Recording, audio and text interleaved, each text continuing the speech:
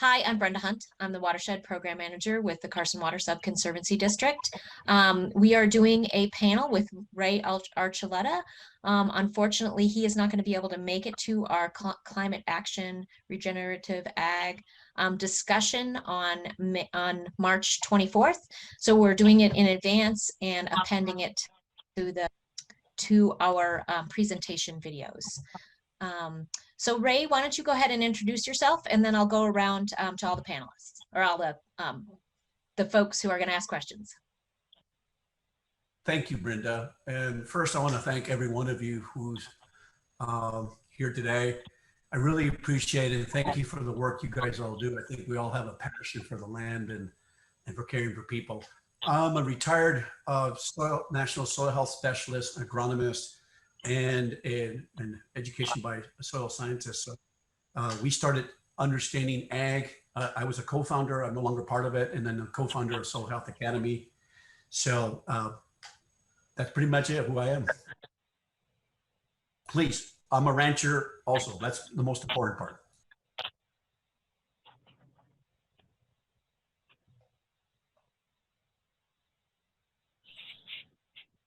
Brenda, you're muted.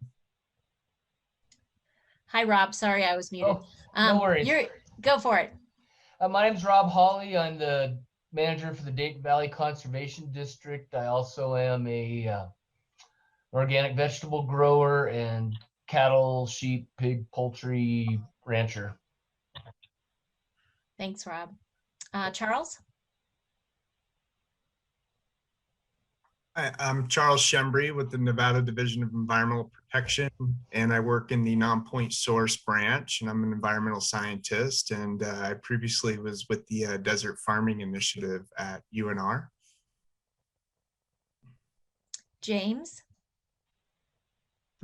Hi, everyone. I'll go by Jim Komar. I'm the state soil scientist for the Natural Resources Conservation Service up here in Reno, and a 20-year disciple of soil health and regenerative agriculture, and helped birth the baby within the NRCS with Ray a couple decades back. And it's been a hell of a journey and very satisfying. Thanks. Jason Kent? Hello, everybody. I'm Jason Kent. I am a rancher here in the Carson Valley in Gardnerville, Nevada. I've been working with the Savory Institute for quite a few years with our, holistic management. I was part of the original grant program to do an ecological outcome verification study in California, and I'm going to be doing that on 2 of the 3 ranches we manage here. So yeah, really nice to meet all of you, and you sound like all people that I really want to talk to more. Let's have Rich Wilkinson. Good morning, Rich Wilkinson. I'm the manager and coordinator for Carson Valley Conservation District.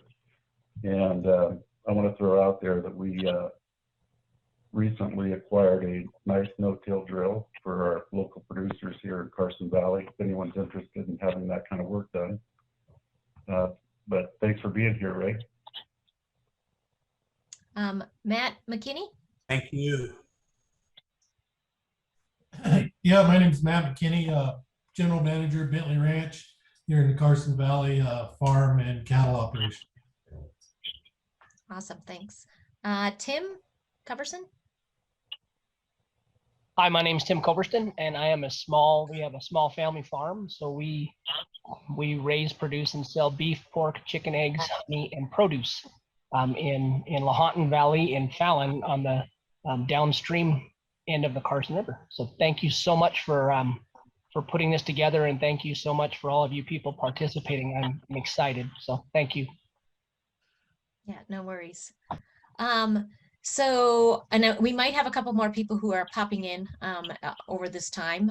So just we'll include them once they get here.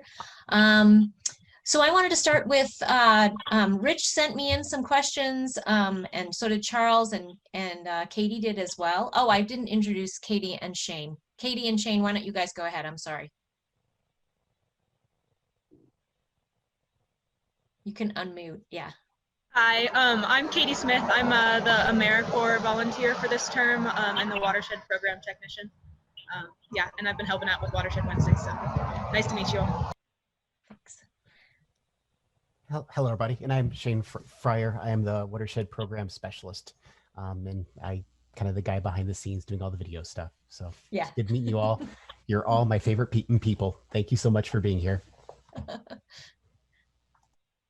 Hi, Brenda. This is JB Leckenberry, and I just want to let you know I'm listening in via phone. Oh, excellent. I And, didn't know who that was. So great. Go for it. Right. Introduce yourself. Yeah, I couldn't manage the Zoom, but yeah. So I'm a board member of the Carson Valley Conservation District, a rancher, and a restaurateur. And my aspect of that is getting it from the ranch to the restaurant. Thank you. Yeah, awesome. All right, so why don't we go ahead with questions, and I'm just going to have Rich, why don't you go ahead with a couple of the questions that you had, and it'll probably start some conversation. Again, if you want to ask a question and you're on the phone and you're not in a video, please just kind of say, hey, I have a question, and then we'll get to you as soon as the conversation's done. Okay, so Rich. Hey, Ray. As I mentioned before, we work a lot with local agricultural producers here in Carson Valley. And my question for you is, how would you recommend the process of getting together with local ranchers who've been doing this for generations? And so a lot of times what you see is you'll have people doing it the way their grandparents did it. And so if we're going to introduce a different way to do things, what would be your recommendation to kind of start that process? Thank you, Rich. That's a great question. Let me tell you, I'm just going to give you just a quick background to answer that question, because I think it would really help give everybody a mindset. I don't know if you remember when I started my PowerPoint with Brenda showing us that there was this incredible mind shift, this mindset, and I had to go through a paradigm shift. Let me tell you, a majority of the people that have been part of this soil health movement, and Jim will tell you, and a lot of us that have been through it, we had to go through an epiphany. And for me, we were failing miserably. I could see that the water was not getting clean. Our farmers were going broke. They still could not bring their kids into the operation. So it's kind of a journey, and then you come across the right people, then you have this incredible epiphany. And so what I have learned as I go through the whole country, and I've been in every state from Puerto Rico to Hawaii to Canada and Mexico, I'm the only way that I've seen it's effective, there's a desperation. Farmers and ranchers are looking for questions and answers.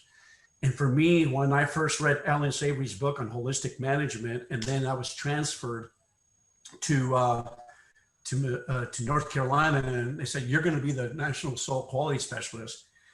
It was a journey and an epiphany, and that what helped me was those soil demonstrations and those rain simulators were the mechanism for me to be able to reach people. I'm telling you, when I stood in front of an audience of farmers and ranchers, they got filters years and years, like Grandpa, this is my dad taught me.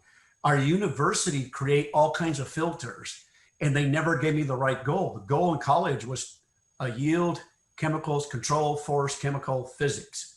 They didn't tell me your goal is biomimicry, mimic nature, the right goal. So you have a lot of people leaving the universities for years and years with the land grant, and then Grandpa learning years and years and years and years of this is the way we do it, and we never question.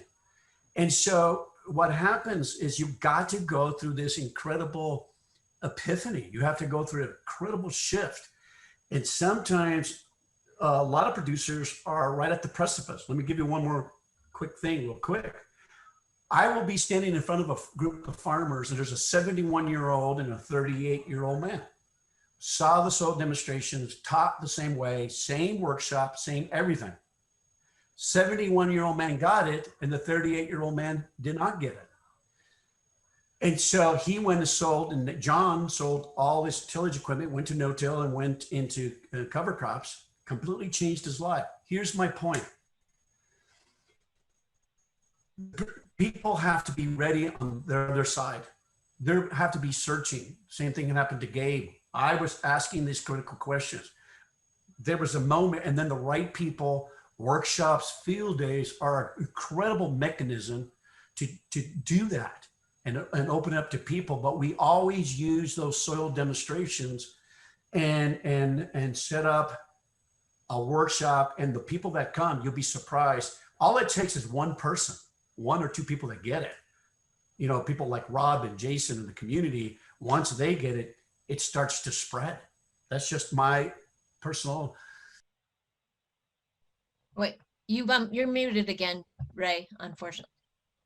Purposely muted myself. I'm sorry. Oh, okay. Sorry. That's okay. Okay. Awesome.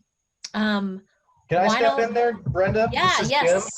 So I think it's a great question as well. It's a question that almost everybody is encountering along this journey.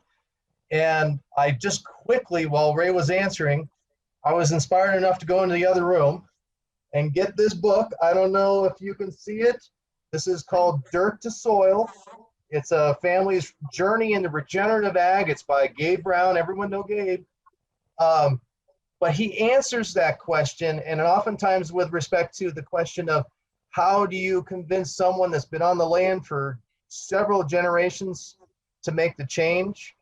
You know, Ray's inspiration in terms of going to the, you know, sometimes the obvious gorilla in the room of, well, how's it working?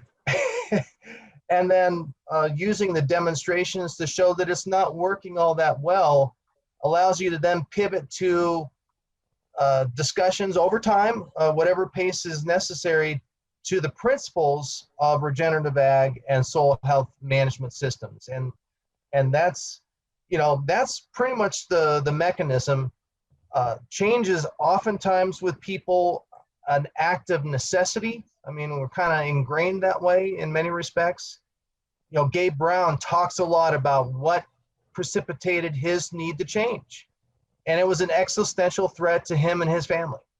And, you know, we're not wishing that to be the case for anyone, but that's oftentimes the best mechanism to promote understanding and openness to change. And that's what the journey is.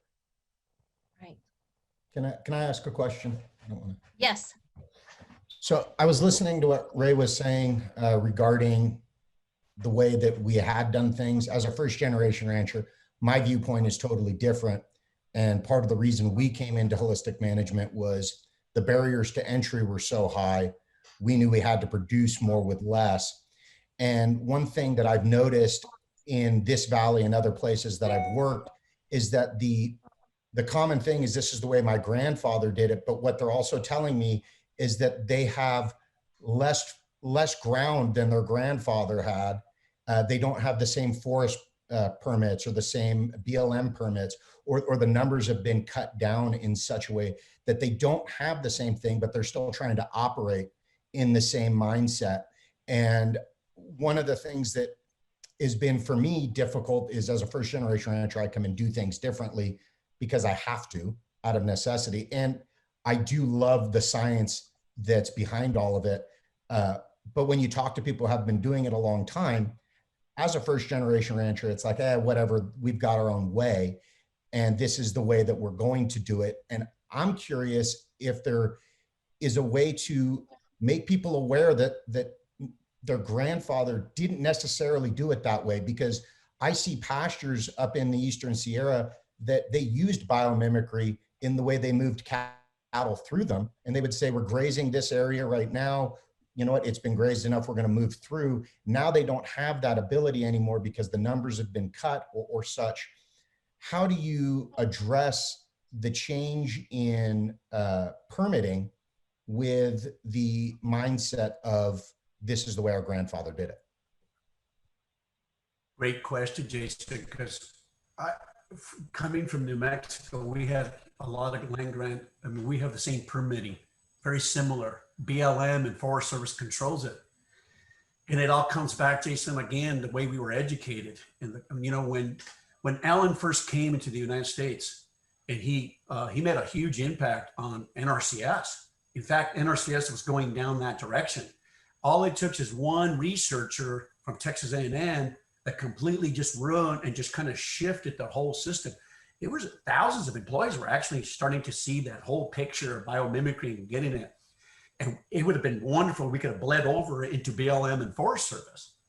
But a lot of it, Jason, I'll just be brutally honest, going to grazing school in New Mexico State and on, they're still teaching. My daughter's a vet. She's about ready to graduate from vet school. They're still teaching the same thing. They're still blaming the cow. They're still blaming the animal for the problem for our desertification. The problem was never the cow, it was the human. And it's really tough because to break into the government realm, because they go back to research, peer reviewed, and a lot of it was just built on the wrong premise. And it's very difficult to shift that whole thing. And I think the only way you can do it is a rancher like you setting the example, and then people coming into your ranch and seeing that and using those tools. I think that's where we start getting that change. And that's how we changed the people that do crop insurance. We got them to change. You know what pushed it, Jason? It was the farmers tired and fed up that pushed it all the way to headquarters and say, no, we want these covers. It took this incredible revolution because we were losing the battle with crop insurance. But it was the farmers saying, no, we want this. And so the chief of NRCS got with the head of RMA and it worked, but it took that kind of revolution. Okay, why don't we have another question from Charles. You want to ask one of your questions? Yeah, thanks. I should have mentioned too in my introduction that I was part of developing a soil health monitoring and assessment program for the Napa RCD and part of the development of the North Coast Soil Health Hub. And I began studying Ray's speeches and what Ray was talking about the demonstrations, the rain simulator and slake tests. And, I started using those and they were just really impactful, and the visuals and those types of demonstrations were huge. And sometimes I would have an overwhelming response from landowners who would come up to me. And I just also wanted to say I studied soil at Cal Poly San Luis Obispo, and I had a couple NRCS professors, and we really focused on soil quality. And so in some way, I feel like maybe I'm a disciple of you, Ray, and I've been watching you for a while. So maybe you feel stalked now. I don't know. All right. So this question's a little similar, or kind of dovetails off of Rich's question. So from your experience, Ray, what do you think are the most fundamental resources farmers and ranchers need to begin incorporating soil health practices into their systems, especially in regions like ours where regenerative ag is not practiced so much, or maybe it's hard to come by or isn't culturally spoke of? And a second to that is, these resources that they would need, are they capital resources or more so technical assistance resources?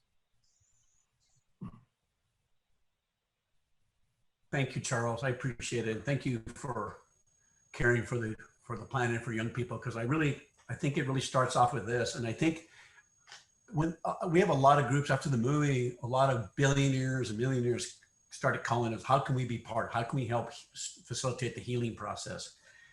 And I told him, I said, you're probably not going to like this, but this is the first thing that the major problem we have is an education problem, a disconnectedness problem. Look, I'll be brutally honest. Here I went to graduate school for soils, and I didn't understand how they worked. That's where we're at. Not only what we're coming out of our college graduates, really, we should have all been taught from an ecological context and how soils are alive to begin with. We're still having that major struggle. Most producers, it's dirt. In fact, our grade schools are still teaching it's a growing medium.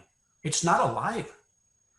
And so we're at such a basic level, Charles, it would blow your mind nationally and globally.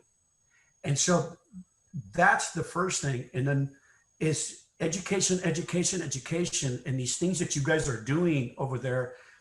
I cannot stress that. It's education. Number two is once you get some of these producers to understand, really understand community. Do you know what the people in Australia do? Australia doesn't have cost share. They don't get government help. There's many countries in the world that do not get help at all. And so what they'll do is they'll get a group of people like Rob and some of these farmers get together and they talk to each other and they start building community. Because the most lonely thing is to be a regenerative farmer by yourself. The organic people understand how they first, when they were out there by themselves going down this path and how the community treated them. Something's wrong with you. You smoke way too much cover crops. The social pressures are brutal, guys. I think people need to understand social pressures are brutal. Humans are like sheep, and I raise sheep. If you have one sheep outside the pen that wants to get the other one, it'll go through a barbed wire and kill itself to be with the rest of the sheep. Humans are the same way. They don't want to look different in the community. Community is powerful. You got to get together so that you guys work as a community and build that community nexus. Or you do not do this on yourself. One more point real quick. What the Australians do, anybody that's involved in the group, you know what they do? Every person in that group has to do research on their farm and they have to share it with the rest of the group. And it's on-field research. Not everybody has to report and everybody has to share that information. So what you've technically done, if you have 50 operators, everybody doing some farmers doing their different research, now you brought 50 years of knowledge to bear in 1 year. If you do this by yourself, you'll spend the rest of your life trying to figure it out. So community is absolutely powerful. And what Australians are doing, because they don't want any help, that's what they do. They start bringing these communities and work together so that everybody does their own little demonstrated research and they share it. So that's one of the things I would do, Charles. And I think it's been very, very effective. The top producers are always doing field research on their place every year. That's what they do. Charles, did you get everything answered that you wanted? I think he froze. Oh, there you are. I'm back on. Oh, I just wondered if you got everything answered. Yeah, absolutely. Well, okay. I'm not dictating how Ray answers. Oh, no. I just wondered if you wanted to follow up. Open ears. Well, I guess the only follow up here maybe to it, Ray, is that it seems like, the farmers and the farm community have to come together to decide and have the interest to make a change. But what I find as, I used to be a farm manager and then went into the public government of the RCD, and it feels like we're often fighting for grant funding, creating projects for this education, for this technical assistance so that we can, bring this awareness to farming communities. And it can be very exhausting from folks who are, more in a outreach position. And what you always hope for is to find those farmers, a couple of them at least, who latch onto it, like you said. And I'm not sure exactly where we're at in the Carson Valley, because we do have a few producers who are focused on sustainable agriculture. And, Bentley Ranch is quite a large operation that could have a lot of influence in our valley. But I think maybe that's the next step that our valley needs, is we can begin creating these technical resources and education and support for the farmers. But then we're not there. We haven't done that yet necessarily. So that's probably the next step. And then we'll see if it can take off. I don't know if that was a question, but it was kind of a follow-up thought to. No, that's all right. I mean, we do actually have Matt McKinney on the call.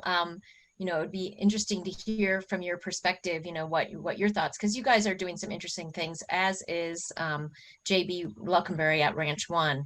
They all are doing like aspects of this. It seems like, with their change in their crops, the way you guys are grazing, and different things. So did you guys have any follow-up comments or questions in relation?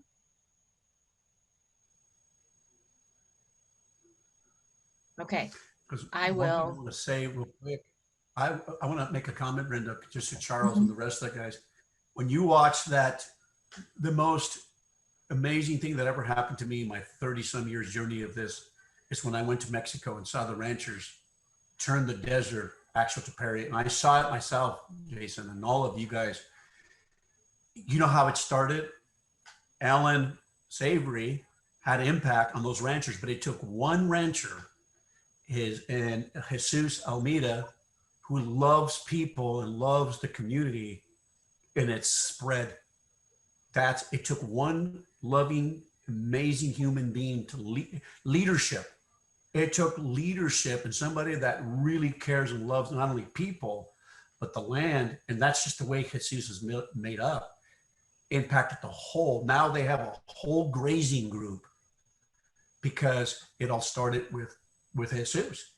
Same thing when I noticed the leaders the states that are leading cover crops, it took an NRCS state con like Jane Hardesty, leader. Kevin Brown, leader. Bottom line, guys, it's leadership. Right. Well, let's move on to another question for right now, and then we can. I'm sure we're going to be circling back to a lot of these ideas. So, Katie, you had a question, and I know Jim, we're going to follow up with you next. So, Katie, do you want to come on and ask one of your questions? Yeah, sure. Hi. I was just wondering, I'll just mimic what everyone else has said, kind of, I guess, that the demonstrations of the changes to the soil health and the composition are just so powerful. And I'm wondering, in that first video you showed in the presentation that we saw with Jason Miller, he showed kind of his own difference in soil in the two fields that he was doing no-till and till. And I was just wondering, were those the results after one season of changing his practices? And kind of following up to that, in general, how long does it really take for producers to start seeing that change in their soil health and their soil composition? Katie, excellent question. Thank you for asking that. And the reason I showed that, because I used to live there. And one of the biggest struggles for doing soil health throughout the country, the most difficult, is irrigated furrow, because it's not only dry, but you do so much disturbance to work those furrows. And it's an incredibly inefficient irrigation system. It uses copious amounts of water. It's really a system that's very antiquated, but very hard, but a lot of our land's still done that way. And then the desert. So I took two extreme case studies to show you that we can heal the soil. And it's amazing. And for the ranches in Mexico, that took 12 years just to get it where it's at. Jason Miller's was one season that I gathered, because, and I haven't met them, but see, people don't realize one season of cereal rye, those fibrous root systems is absolutely amazing, and they feed microbes. The reason he got such an incredible response is those microbes, that fungi, those living cereal rye, that fibrous root system pumps so much carbon, it created aggregates. Let me tell you what, most people don't understand what an aggregate is. It's the biological fusion of sand, silts, and clays that create those super molecules. That's why he was able to sub up so much better. If you notice, when he run the furrow, he goes, oh, I noticed that the water traveled further. It's those superbiotic glues can only be done by biology, only. We, in one season in Arkansas, one season, flood system, planted one monoculture cereal rye. They were flood irrigation, pushing the water to the end, could not get it to the end because the pores were that big afterwards.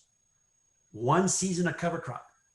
What I'm saying to you, 3 to 5 years of cover crops and reducing tillage and disturbance, major changes in your soil, major. That's the first thing people ask me.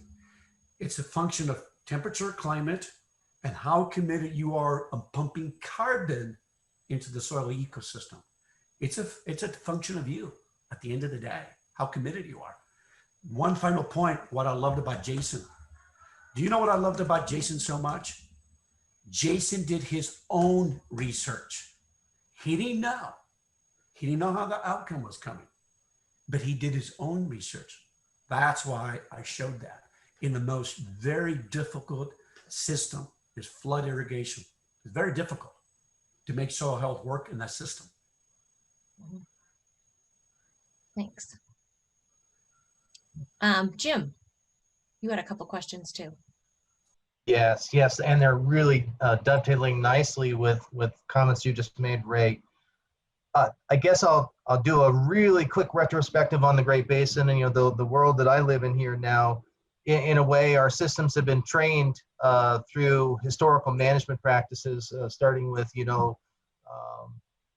management with a very light touch, followed by an actively degraded range in systems that may get 4 inches or 6 inches of precipitation in a year. So change and degradation together is pretty hard on the land. And now we've pivoted all the way to literally center pivot operations with genetically modified alfalfa rotations, converting this old degraded range into an alfalfa monoculture. So to us who are in the practicing department, it's ecologically still a challenge to convert some of these systems from a relatively low herbaceous residue environment to basically shrub dominated systems to a high herbaceous environment where residue accumulations need to be acted on by an active biological community that knows how to eat that stuff. And I think one of the things I'm seeing when I get out on the land, particularly in alfalfa grain rotations, is that we have a residue challenge. There's a lot of residue, but the biologicals don't seem to be set up to manage and decompose that material. I know it can be done, but can you give us some tips on how we can get the biological engine revving and get the biology to do the job that we need it to do in a higher residue situation as compared to a sagebrush system? Thank you, Jim. That's a great question, because we saw that happening in Chihuahua, Mexico also too, because if you got these low moisture situations. First, let me address the alfalfa, because I think people don't realize growing a monoculture legume with its alfalfa or soybean is brutal on the soil. Let me explain why. One, if you look at natural ecosystems, it never has more than 10% to 15% of the natural ecosystem in the legume. In fact, there was some nice research papers showing that when there was a larger component of a legume in the system, it produced more with the other mixtures, but the aggregation went down. And the reason for that, you always have to remember, soils will always balance themselves out.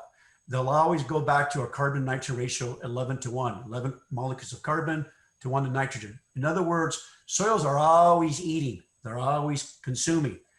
When you have a monoculture alfalfa, you're leaking nitrogenous compounds in an amino acid form, and it's got very poor fibrous root systems. That's why our alfalfa fields get so hard. You remove all the carbon on the top, you got a really poor root system that's not fibrous, you're not pushing enough carbon, and the ground gets hard like rock.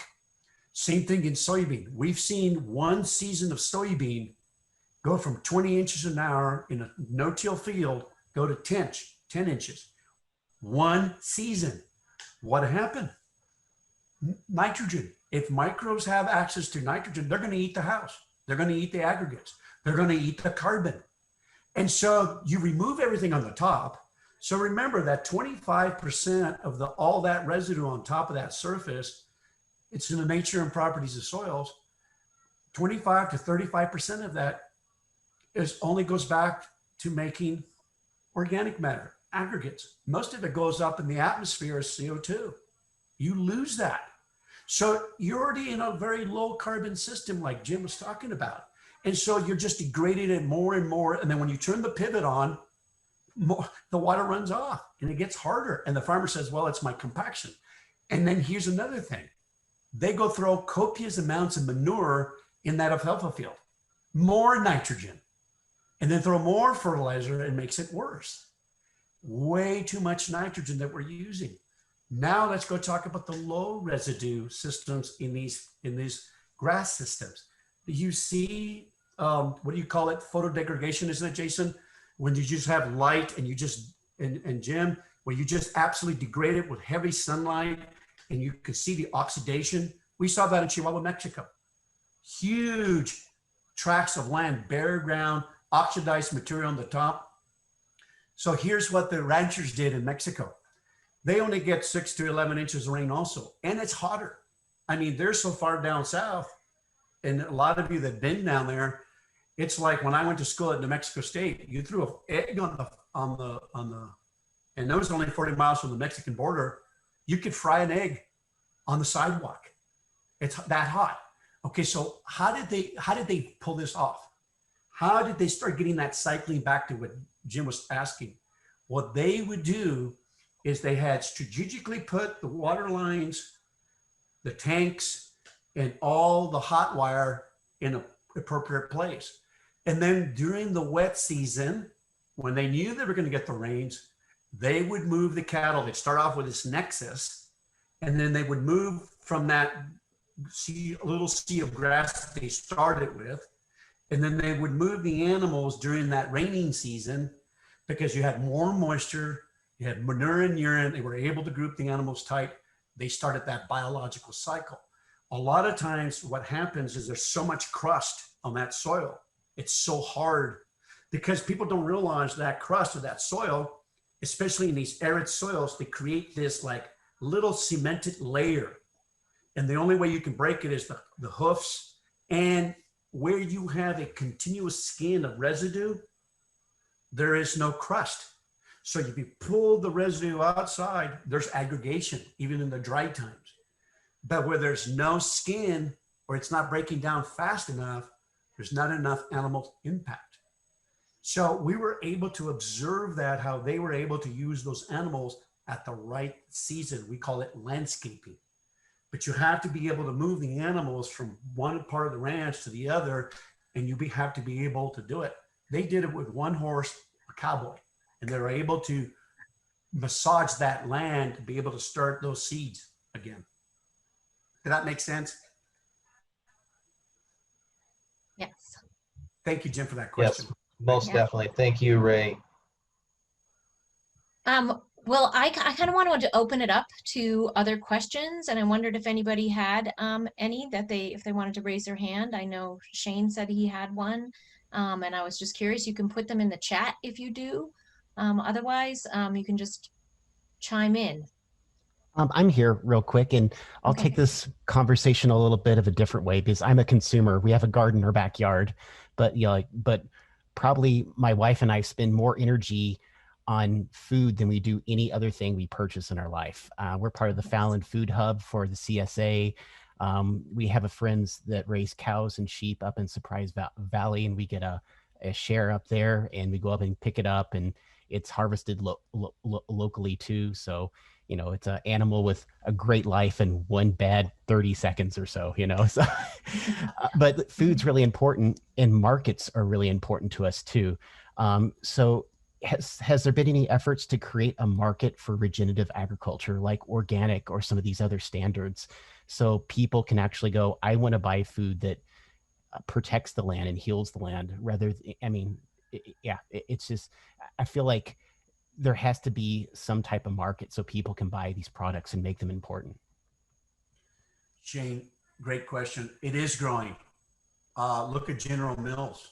General Mills hired Understanding Ag to promote more regenerative agriculture through the whole system. And why did it change the name from sustainable to regenerative? Let me give you an example. If I asked Jason's wife, I said, how does it feel to be married to Jason? No, it's sustainable. But if I said his wife, and I asked him again, I said, oh, being married to Jason is regenerative. It's always growing, always developing, always getting better. Do you see how that name it's huge. Words make a huge impact. And I'm going to be brutally honest. And in my experience traveling throughout thousands and thousands of farms out the country, some of our most degraded soils came from organic farmers. They till too much. And then I tell my no-tillers, you spray too much. So we have a lot of producers out there that are doing I call it death by tools. They're killing themselves with a way incredible, too much tillage, too much spray. So it's hard for producers, for the common person, to find good, healthy, regenerative food. But now the science is they're going to actually start testing food, where there's labs now that you send your food and they test all the phytonutrients. It's not just micronutrients, it's phytonutrients. It's the nutrients with a carbon molecule attached to it that brings health. That's why Liebig had it wrong about breast milk. He thought he could make his own baby formula. Well, I'll just put all this chemistry together, the inorganic nutrients, the baby got worse. It was the bacteria and the biology that mom brought to bear. Same thing with our food. Our problem is we wash our hands too much, and our food, you should be eating your carrot with some dirt on it, with soil on it. We need that microflora. So exactly, Rob gets it. I mean, I'm going to go out there and eat my carrots with the soil. We were even eating some of David Johnson's compost. If it's done, you put it in a teaspoon and eat some. We're finding out that our second brain is so degraded that we're sick and we're having autoimmune sickness. But here's my point, Shane. This movement is growing and the markets are expanding. But here's the key. You know what Gabe told me the number one thing people ask for? Number one, when they go buy food, has it been genetically modified? Number one question. Not whether it was sprayed or tilled. Is it genetically modified? That is a huge issue for a lot of people. They do not want that. And we keep fighting that same battle over and over and over again. But it's growing. And it's exciting what's happening. So I think it's going to happen, Shane. It's just a matter of time. And you know what else propelled the speed out of this? The coronavirus. People are buying online. We had empty shelves. Walmarts were empty. Most people don't realize we have 3 days of food. 3 days of food. If it was up to me, I said every person throughout the country should be growing a vegetable garden in the back of their subdivision. The kids have to touch the soil again. That's one of the best things we could do nationally. Grow a garden. Yeah. Yes. And that's one of the things that helped us out a lot during the pandemic is we had a quarter of a cow, part of a sheep, and a Tonopah pig sitting in the freezer. And so as far as our protein wise, we didn't have to go to the stores, and we have a small garden too. So it helped us a lot. Just stay indoors or stay in our garden. Absolutely, Shane. Look, none of us love to suffer, but I'm telling you, this was a blessing for us. It was kind of a warning. Our food system is incredibly fragile. I knew this 10 or 15 years ago. Several scientists knew it's too fragile. So now that kind of showed the fragility of it. Yeah. Well, I was thinking about just your question, Shane, and I was thinking about, that JB is on and he's a restaurateur, and, the farm to fork sort of, movement is huge. And, all of those things, the GM, non-GMO, is it organic? Is it, I think that, those are really good kind of examples of what regenerative ag could become, that type of thing where you're, I'm practicing this on my farm, or I'm doing a sustainable process. I'm just curious what people's experience has been in relation to that. So I know, Tim has a small farm, right? And you have a CSA, is that correct, Tim? Yes, we do. We have a regenerative farm box in the summertime in our summer market season, which is produce, and then we have a protein box. So we do beef, pork, chicken, eggs, honey, produce, and everything is non-GMO. So our desire in the regenerative sense is this kind of the challenge we're at the point now. So we're a first generation farmer, never been involved in farming. So we're not afraid to ask the question, why and why not?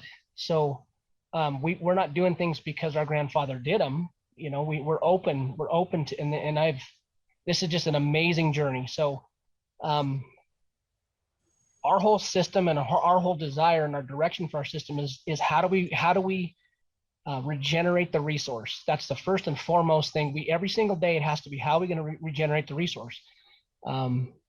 Profit comes after that. I mean, I think we have to make a choice on, are we sold out to the idea of regenerating a resource? And if we are, we're going to see some huge benefits to that. Nutrition, soil health leads to healthy food, and that in turn leads to healthy people.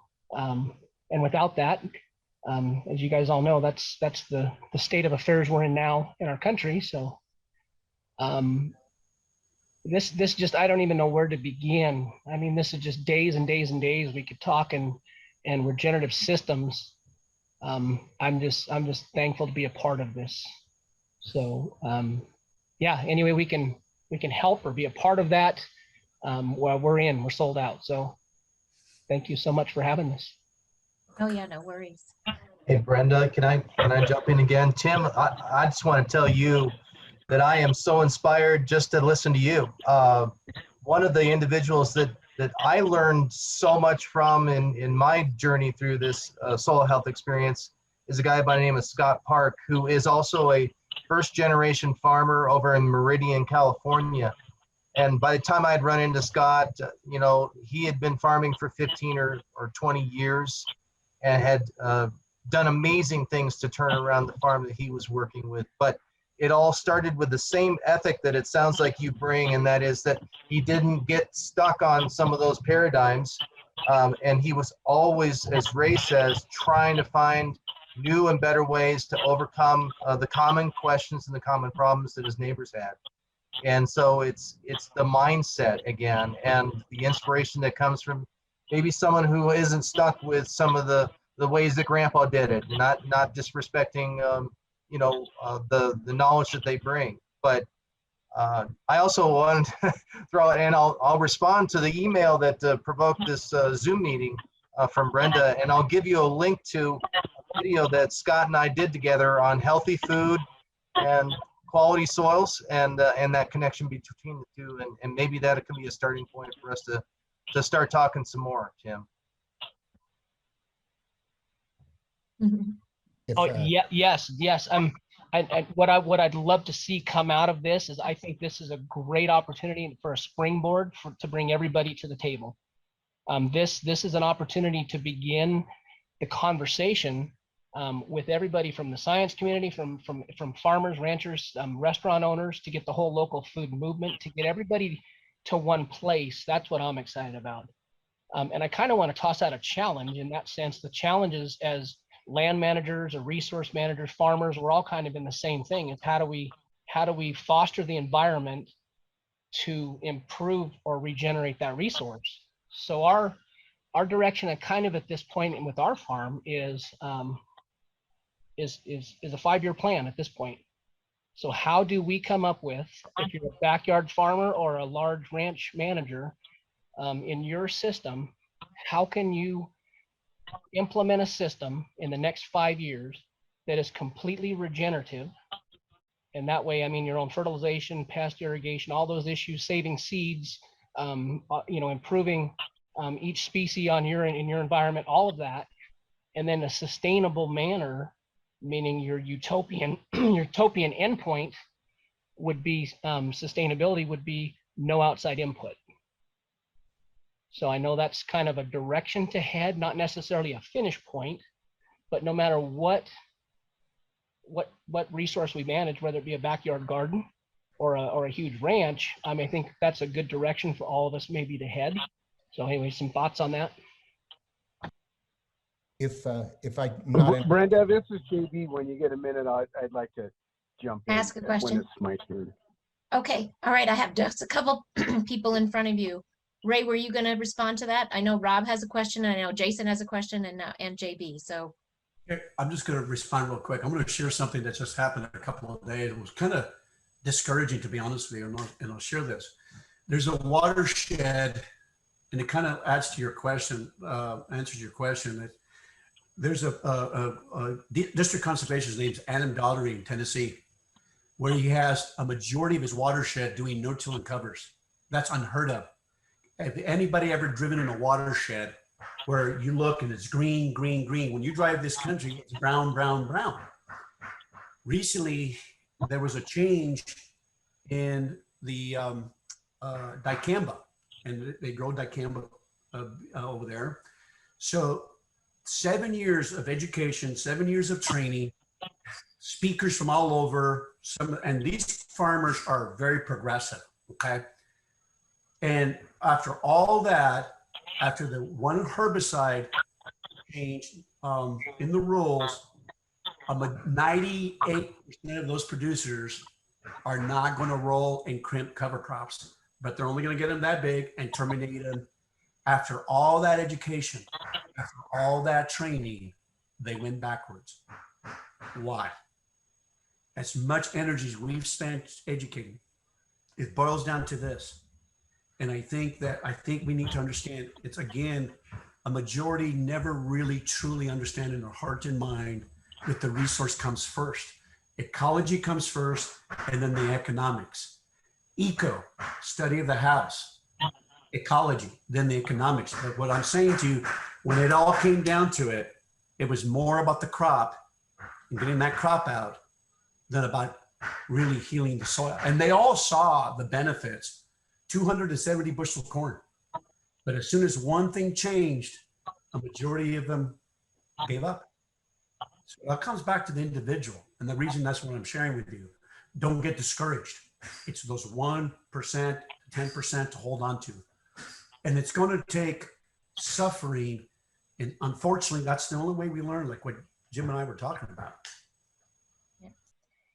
Hey, Rob, do you want to ask your question? And then I'll, Jason, if it's okay, I'll go to JB next, and then you, yeah, okay.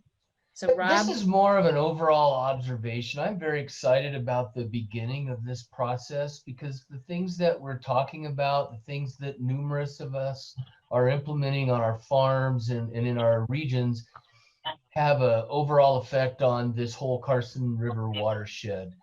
And there are a lot of challenges where I'm at from an educational perspective, a philosophical perspective, but this gives an opportunity for good progressive information on how soils work, how to build healthy soils, to at least make these ideas known to the people that I work for, the people that are my neighbors.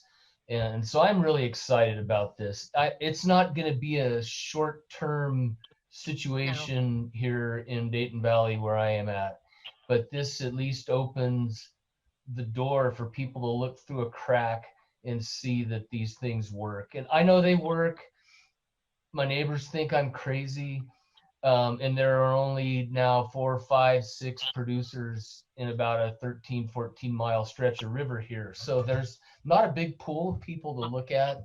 So I'm just excited, and I wanted to express that and thank Brenda and Shane, CWSD, thank Ray, thank James for bringing this together in a way that I'm not just trying to force feed people and can hopefully get them in the right direction. Thank you. No worries. Rob, So thank you for JB? being the catalyst, because I really think you're going to be the catalyst. Yeah. JB, you want to go ahead? Yeah, thank you, Brenda. Well, I think Ray already kind of alluded to it here in his last comments, and basically about not being discouraged and it's 1%, because as a restaurateur and a rancher, what I realize is the more I learn, the less I know all the time, it seems like, which I think is the right way to be going about it. So at the restaurant, if you're trying to focus on a really just good piece of product, that's what your ideal is, then you're also doing that ranching. You're trying to what can bring forth the best piece of product. But what I was going to bring forward, not to be a downer, is like, so in the Carson Valley, as we are the first watershed, the first floodplain for the whole Carson River Basin. You know, just recently we had a vote at the last election for a 1/4-cent sales tax to promote conservation easements, which in my mind is just protect the floodplain. If we can do that, if we can protect our floodplain, we do our community a great service. We keep the ranching, we keep the open space, we get all the benefits that come out of that. And, you know, your community votes it down. And so, and then it's the same thing like with the meat processing plants where, again, in this community, you know, they voted it down. It was brought forward, voted down. People do not want to see these things in their backyard, or they don't want to be impeded by it, or they don't understand it. And I guess Ray kind of just said, well, don't get discouraged. But anyway, I think there needs to be a little bit more connectivity. I know that you know, us being the first floodplain in the Carson Valley really affects everything that happens down below us. That's why we're really focused on weed management and all of that. And, you know, soil health, water quality should be first and foremost too. And it is part of what goes all the way downstream. And I just kind of feel like sometimes, you know, as you're trugging along that, boy, oh boy, people want something on one end, but they don't know how to they don't understand the picture to where it, you know, they can make the connectivity of helping you achieve that. So anyway, that's just what I was going to say. Thank you. I really appreciate your comments, and I am there with you. I understand how that, you know, it's a bummer that the initiative was voted down. We actually talked about that in our Floodplain Protection Watershed Wednesday yesterday, quite a bit, and I believe they are going to go back and try again, and there may be other ways of getting the word out. I think that whole education piece and connecting all the dots for people is really, really critical. So I really appreciate your comments. Thanks, JB. And I want to make a quick comment on that. Yeah. Let me give you an example of what happened. I was in Wisconsin, and right at the edge of the lake, Kewanee County is right butts up. There's a bunch of dairies right against, and there was a lot of contention because a lot of the wells were getting polluted. And so, and they knew it was dairy effluent because you turn the spigot on, it would turn green. Here's my point. We had a meeting, half on one side of the room, farmers sat there, and then the community all sat on the other side. Very polarized, very ticked off. Well, guess who they bring in to go talk? Myself. I said, oh, wonderful. Guess what's the first thing I did? I pulled out the soil demos, started, and I approached the whole group. I said, look, I'm going to tell you as a government employee, I failed and gave bad advice. And then I started talking. After the demonstrations, guess what happened? From an angry mob, if one word would have said, they would have attacked each other, and the whole room changed attitude. Everything absolutely changed. They started to smile, they started to laugh. And one comment person says, but it's still the farmer's fault. And I said, no, it's not. We created this as a society. We backed them into a corner. We did that. There's people leaving. We have less than 1% of the people feeding the rest of the world. Here's the point. When you have something that critical, if you do not educate people and bring them in the proper education and get everybody on the same sheet of music, a lot of times it's just a lack of understanding in the way one communicates. But that whole room shifted because they both were wrong. It's like two ranchers throwing cow turds at each other and arguing, and they both don't know. So that whole room shifted. So when you are trying to pass something, especially conservation, education up front is extremely critical. Some people just don't know what we're seeing is a lack of education about the whole ecology in our soils. And that's why we're where we're at. Right. So Jason, you had a question? Yep. Now the comment questions have grown immensely from the last few comments that have taken place. But to go back to originally what Shane was talking about, part of the reason that I started studying with the Savory Institute, because, and I'll give you a little bit of background, when my dad and I built our business, my mindset was, I'm going to be a cowboy. And he said, no, you want to be a rancher. And I said, no, I want to be a cowboy. And I learned that I wanted to be a rancher. And then he said, no, you want to be a grass farmer. And as a cowboy, I didn't want anything to do with the word farmer. And so I said, no, I don't. And now through studying all of the books and information that he's passed on to me from Alan Savory, Nation, Garish, just there's an immense amount of information being passed around. I've kind of moved towards, okay, I want to become a soil nerd. And so that was my involvement with the Savory Institute, was wanting to learn more about that. The program that I'm getting involved with this ecological outcome verification study I'm doing is their land to market program, which you have to show positive trends in soil ecology to become part of this program. And part of the reason I wanted to do that was because, like JB touched on, this valley is very difficult to do anything with conservation. As a rancher coming into this valley, and I'm also a Nevada realtor, I can tell you that land valuations here do not make sense economically for running an agricultural business.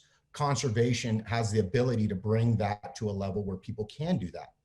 Hard to do, but we were looking for a way to get out of the commercial beef market. We knew that what I wanted to use was cattle as my ecological tool.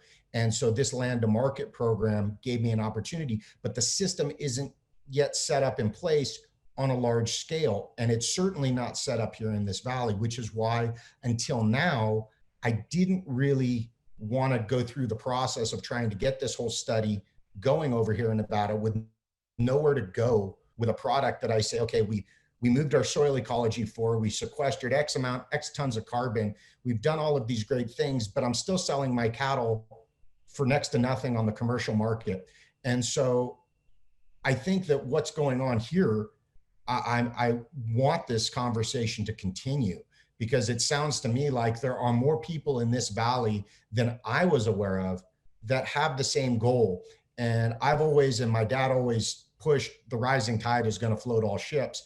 And one thing I've realized that this valley, in terms of agriculture, can be very cutthroat. And I would like to see us be able to work together in a manner that, maybe we can build that integration, that vertical integration, to a land to market kind of program that we couldn't do individually. That I know is certainly impossible for me to do because I've tried.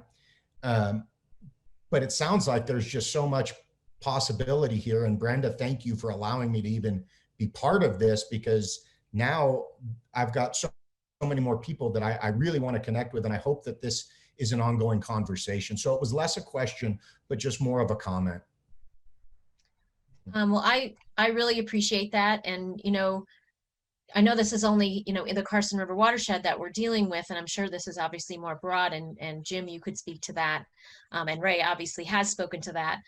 But I did want to say that the Carson Water Sub Conservancy District, we have these working groups, and I have an outreach and education working group. I have a floodplain management working group. We have an invasive species working group, and we're just going to be having a fledgling recreation working group. And I'm thinking about having a regenerative or an agriculture working group. So it's not like, it's not cutting anybody out of the picture, because you want everyone who's involved in agriculture to come. And I would love to start that group. And I am a student of all of this, and but I am a coordinator. That's my role. I coordinate. And so if I can help, coordinate something like this, I would love to do that. So if you guys are interested in that, I could start that. And that's part of my job as the watershed program manager.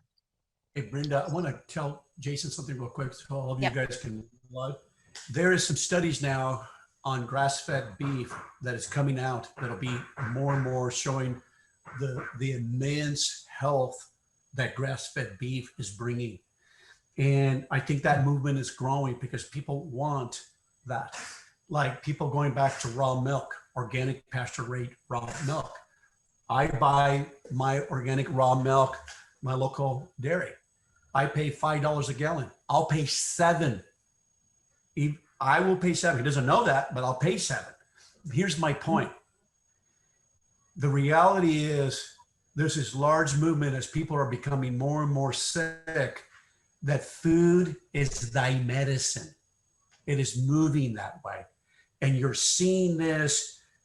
Now we have the science to show all those phytonutrients, to show the difference between grass-fed and the ones grown in a feedlot with GMO. We have that now. So to help Jason, this is where it's going, and I'm excited for it. And that's why I grow grass-fed sheep and pasture our South Poles. I want to make sure I have animals that will grass finish, no supplements, no nothing, because that's what people are looking for. That's where it's heading. And so the more you can get that and be able to verify that and set up your own website, like we're going to do that, because people will pay the money. There's a lot of people have a lot of wealth and they'll pay for that. And no matter the shipping, but that's where this is heading.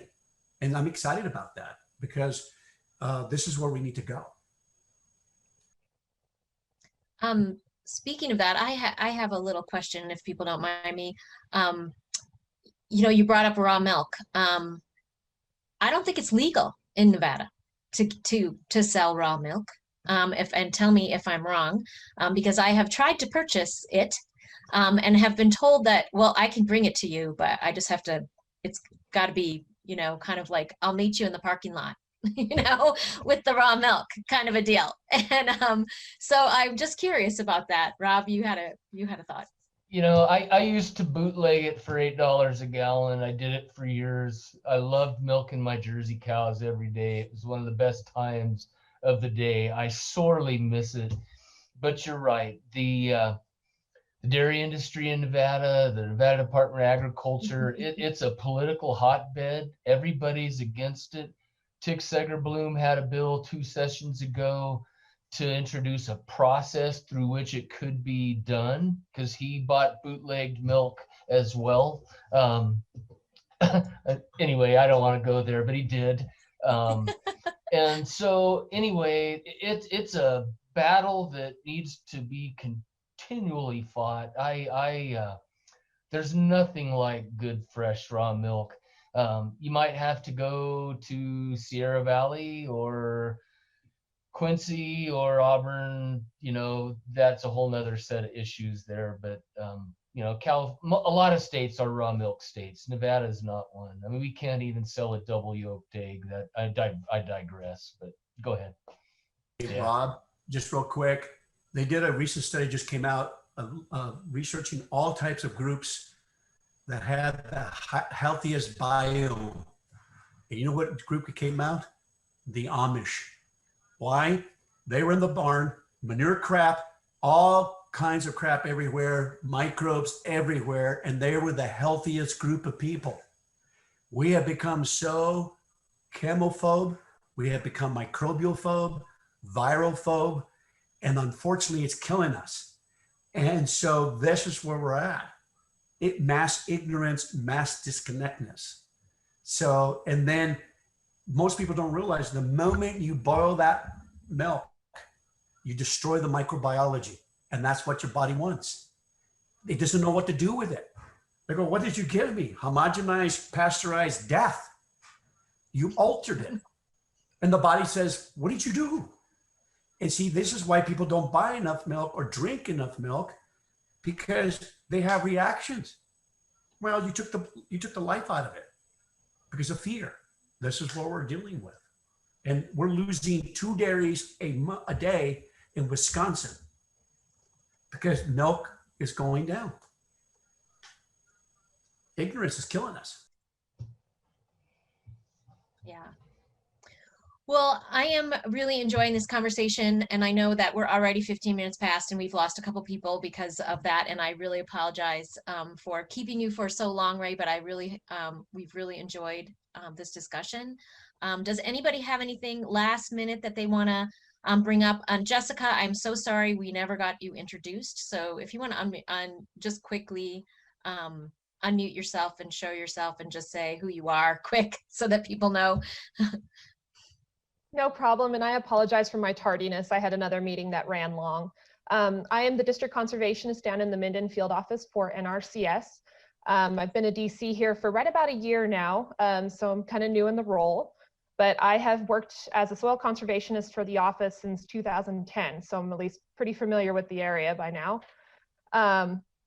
I really didn't have any questions. I'm kind of a student at this as well. I'm learning a lot. I've worked with Jim Komar on a couple of things and starting to try and pick it up. I'm encouraged and really interested to learn more, specifically as it pertains to alfalfa rotations, because it's such a driving market in our area. There are expectations for your quality of alfalfa, and a lot of this alfalfa is going over the hill to California to those dairies. So that's just a really hard hurdle. The other thing that's maybe not as common of knowledge, I don't know, but horse hay is also, there's an expectation for the horse hay. Grass hay is great, but some horse people don't want a single legume in there. So that's another challenge. So I'm encouraged to how to educate maybe the public more and to help our farmers still have a sustainable market but also meeting those market demands. Thank you, Jessica. One thing I want to say real quick about that is I'm having to deal with the nutritionists all the time. And one of the easiest way to heal a hayfield, an alfalfa, is plant a grass into it. It is one of the best things you can do, and you'll have a lot better product. Nutritionists drive me insane because I'm having to deal with them at the agronomist end, and we're having too much manure, and they don't realize when you feed too much protein, you get pink eye problems. If the body, the cow can't handle it. We start having pink eye with too much legumes in it. So the best way to fix, even if you didn't, another thing is I got to get alfalfa growers, raise the bar up. Don't cut it down too short. Plant cereal rye into it. Plant triticale in the last cutting. It'll pump carbon into that system. Don't take so darn much. Graze it. And those simple things, but the nutritionist, but I have to give credit. I just came back from Colorado and there was 2 nutritionists and a 20,000 acre farm in organic. They got it. And I said, if we can mix some grasses in there, it would make a huge difference in that alfalfa field. Cereal rye, triticale, any of those grasses pumping carbon and maybe graze the last cutting. Your alfalfa field will last longer and your quality will be better. Diversity, diversity, diversity. One more statement and I'll shut up, and I promise. There was a question we need to answer on number 3. It's just too precious. It says, are there any examples or case studies where a farmer or rancher converted land over to no-till regenerative practice and did not work and resulted in a profit loss? Yes. Yes. This is not a panacea. Nature's the template. Why did it fail? Look in the mirror. And sometimes you just have weather. It's just weather. And there's nothing you can do. But the biggest problem I've seen people going to cover crops and no-till, they were never committed. They really never understood the system. It collapsed. I'm sorry. This is the most difficult profession in the world. Ranching and farming, you have to be an ecologist, you have to be an agronomist, you have to be a soil scientist, you have to be a CPA. I'm sorry. It's complex. You're living with a dynamic ecosystem that changes daily. So does it fail? Absolutely. It will fail. Why do you think that's failing is learning? I've killed sheep in my typical grazing system. You know what I've learned about this whole system at the end of the day? Humility. This is about humility, guys. You're going to fail. I don't want people thinking that, oh my God, Ray, you showed us soil health heaven. Oh no, It comes at a price. You have to study. You have to research, right, Tim? It doesn't come for free. It's going to fail. You're going to fail. You're going to have failure. But at the end of the day, I'll guarantee you this. Your inputs will start going down. Your cattle will start looking better. If you never give up, a majority of people just give up too soon. That's my last words. People just give up way too soon. Yeah. Charles, you had your hand up quick. Well, my hand up was for that question. And I thought it would be a good closing question. So Ray just nailed it. And just to spin off that real quick, Ray, an analogy I have is a lot of people have gotten really pumped up about getting on a diet. And that first week or first few days, they're all in. How many people on this call have done that or in this forum? And after 1 week, you slowly start tapering back, and you lost some weight though. You lost 5 pounds that week, and you wake up 3-4 weeks later and you're way off the diet. You're back where you were. You've got the weight gain. But all of those people will tell you that that diet was working. That first week they had lost some weight. And, in the time I've been doing this stuff and working with folks who are implementing soil health practices, when they stick to that diet, when they stick to that plan, it's a long-term approach.